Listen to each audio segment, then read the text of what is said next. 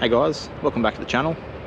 So today, doing a video that's kind of been putting off for a while. So I did a video a few months back of 10 things I love about my Evo 10. I said in that I'd try and do a follow-up video of things that I hate. I definitely don't hate the car, but it's actually been hard to come up with 10 things, and I don't think I ever could because I just love this car too much.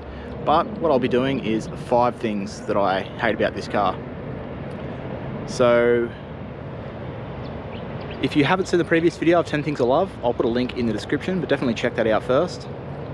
And this car is the SST equipped Evo 10, so I'll try and keep these just general Evo 10 hates or dislikes, but at the end I may put a few bonus that are just related to the SST.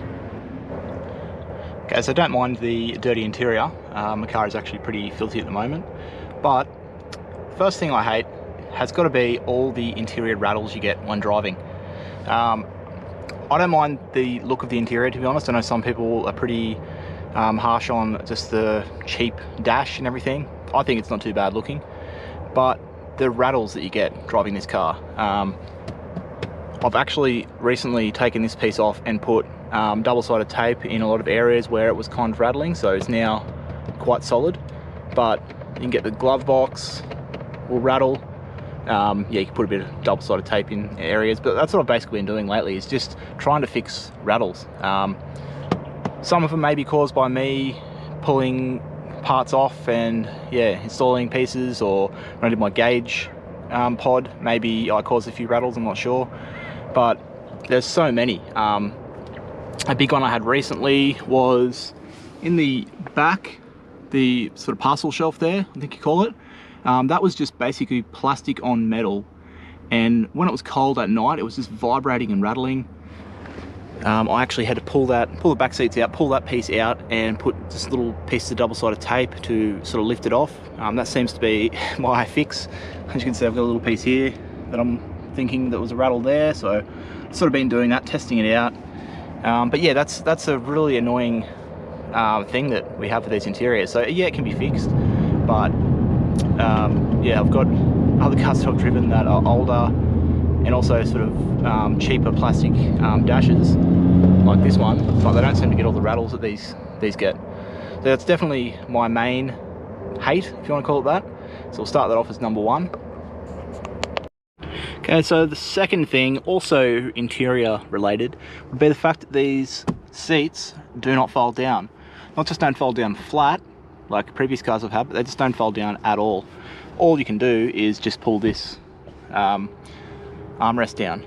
So there's no way of getting these down, and obviously if you have an Evo or you've looked into them, you should know that the battery is in the boot, as is the windscreen washer bottle, which is behind this seat here. So if you want to transport anything large, your kind of best spot to do it is the back seat. And yeah, if it won't fit here, it's not going to fit in the boot either.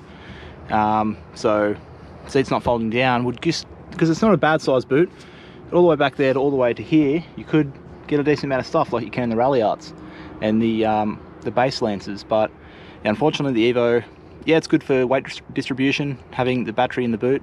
I just wish there was at least a way to, say, fold one side down. If they sort of put everything to this side maybe and had that seat be able to fold down, it would have been good. But that's definitely number 2. It's got me a few times where I've thought I could pick things up that I've bought and they just won't fit in the boot and they just won't fit in the back seat. So yeah, definitely something that I dislike about the car. Okay, so the third thing is going to be just how soft the paint is on these. It's a pretty common issue that any sort of Japanese car, they have soft paints, they're very thin, they don't put a lot of layers. But this car, being black, just how easily you can scratch and cause swirls. Now about 18 months ago, I guess, I did a full paint correction on my car. It was before I started the channel. But yeah, I machine polished it, so I compounded, polished, and applied a ceramic coating. And my paint always looked good because I've always been into washing and cleaning the car the best I could, applying quality sealants and keeping the paint looking good. but once you get it under some certain lighting, out in the sun, my car anyway, it had a lot of swirls and just sort of little love marks, as they call them, that just on previous cars I've had, you just don't get those. It's just so easy to swirl. So you basically never want to be wiping the car dry. When washing it, you really want to keep a lot of suds in your bucket and cleaning your wash bin as often as possible. I am very meticulous about the way I wash this car now, and it's going okay with the coating helping. It's obviously got a few more recent swirls again since I did it last time, but the paint is looking great still. So it's basically now every 2 years it's going to be something that I'll be doing. So in the next 6 months I will be re-polishing the car. Probably won't have to go to as much effort as I went to the first time, but yeah, it's something to be wary of. If you hate seeing swirls in your paint, definitely need to be more careful than you would with, say, a European or an Australian painted car. They just seem to be a bit harder and a bit thicker in the paint. So yeah, something to be aware of, and something that I definitely dislike, as I like my cars to be clean and not be covered in swirl marks, which is, yeah, harder to do in this car. Okay, so the fourth thing, it's more related to my car than the Evo 10 in general, but I'll explain what I mean. So it's the exhaust. I love having the single exit exhaust on my car. Now obviously it comes with dual exit, which is not a big problem, but I like having just single exit. It's a bit lighter, a lot of weight off the back of the car, to be honest, when you sort of change out the big mufflers for just this single pipe.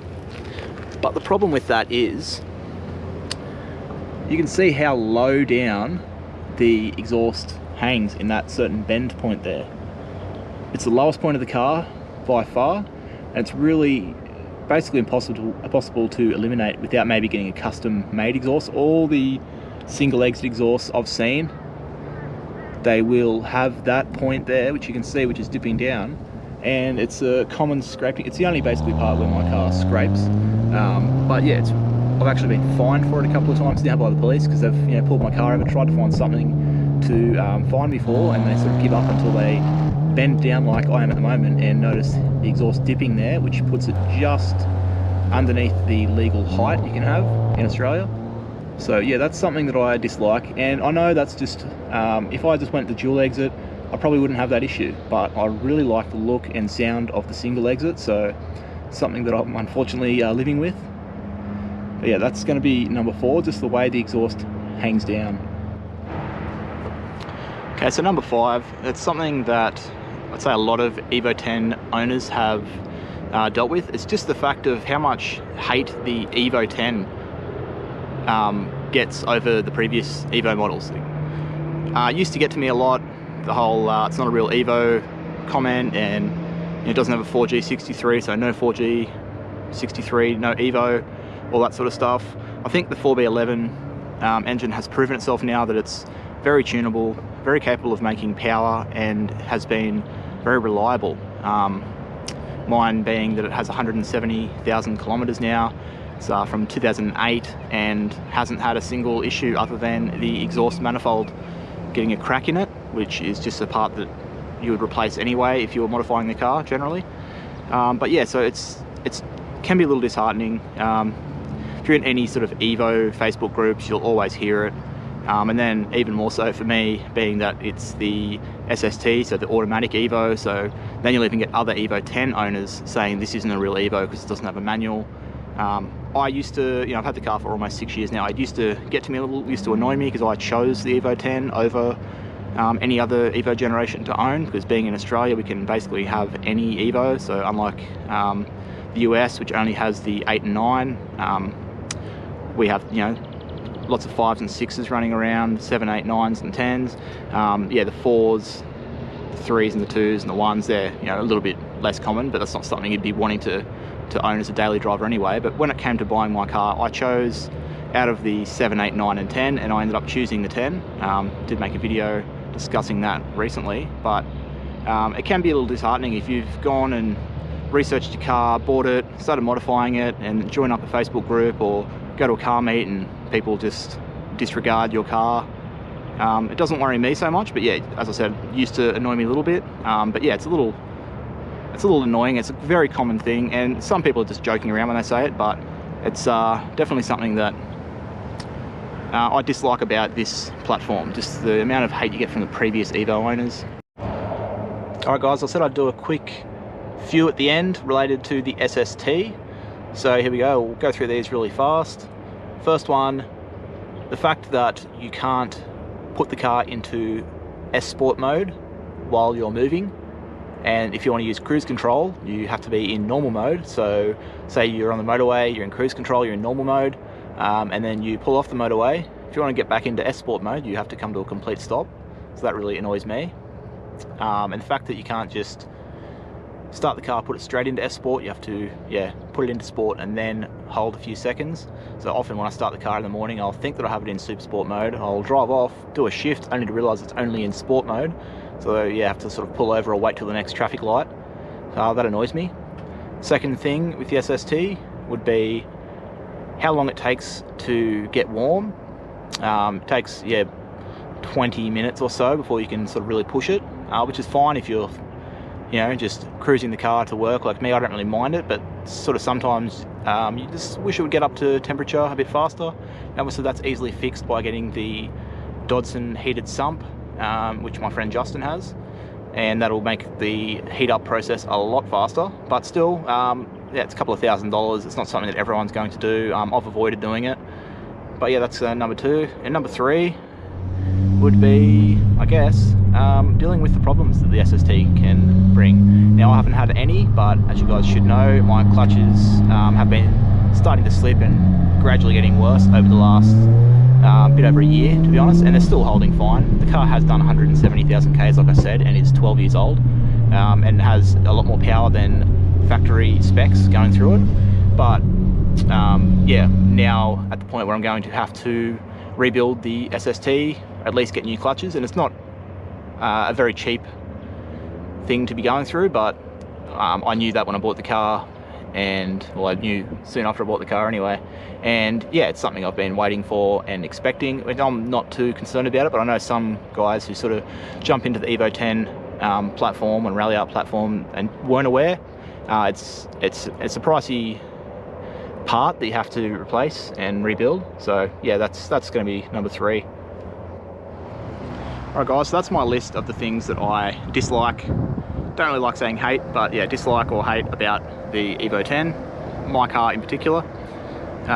If you disagree, if you think there's something I missed or one of these things you don't think is a big problem, then let me know in the comments, and maybe put your list of 5 things or top 3 or whatever you'd like to do in the comments. Let me know.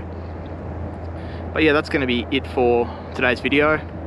Definitely it was a hard one for me to make. I was just sort of chopping and changing what I was going to put as my top 5 for a while, because I actually struggled to make it to 5, as I'm sure you could tell. But that's going to be it for today's video. Thanks for watching guys, and please feel free to like the video and subscribe to the channel if you want to help support me and continue to grow the channel.